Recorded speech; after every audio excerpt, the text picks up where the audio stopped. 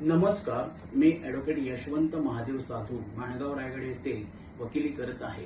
आजचा आपला व्हिडिओचा विषय आहे तो म्हणजे डोमेस्टिक व्हायलन्स ॲक्टचे कलम 21।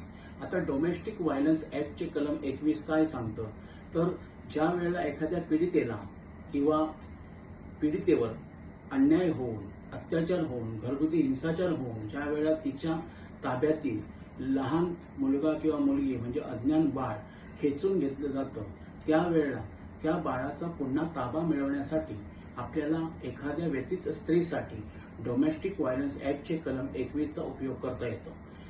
डोमेस्टिक व्हायलन्स ॲक्टचा कलम 21 ज्या वेळेला आपण याप्रमाणे विनंती करतो, त्यावेळेला आदेश करताना न्यायाधीश साहेब अज्ञानाच्या भवितव्याचा मुख्यत्वे करून विचार करत असतात। जर न्यायाधीशाचं मत झालं की खरोखर एखाद्या स्त्रीवर अत्याचार होऊन तिच्या ताब्यातील लहान बाळ म्हणजे अज्ञान बाळ खेचून घेतलेलं आहे, तर अशा परिस्थितीमध्ये न्यायाधीश साहेब सामनेवाल्यांना म्हणजे प्रतिवादींना ऑर्डर करून आदेश करून त्या बाळाचा ताबा पुन्हा व्यतीत स्त्रीकडे किंवा पीडित स्त्रीकडे देण्याचा आदेश करू शकतात। तर अशा प्रकारे ज्या वेळेला न्यायाधीश साहेब या अज्ञान बाळाच्या कस्टडीचा आदेश करीत असतात, त्यावेळेला मुख्यत्वे करून अज्ञानाचे शारीरिक आणि मानसिक हित हे फार प्रामुख्याने पाहिले जाते।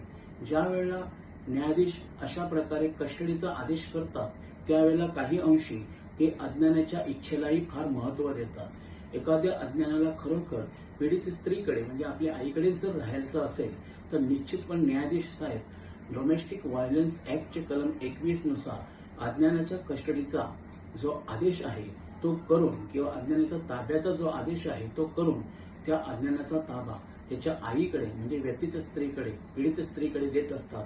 त्यामुळे आपण वकील म्हणून ज्या वेळेला डोमेस्टिक व्हायलन्स ॲक्टची एखादी केस दाखल करू, त्यावेळेला या कलमाचा म्हणजे सेक्शन 21 चा उपयोग करून आपल्या क्लायंटच्या अज्ञान मुलाचा ताबा तिच्याकडे देण्यासाठी अशा प्रकारे आदेश मिळवला पाहिजे। धन्यवाद।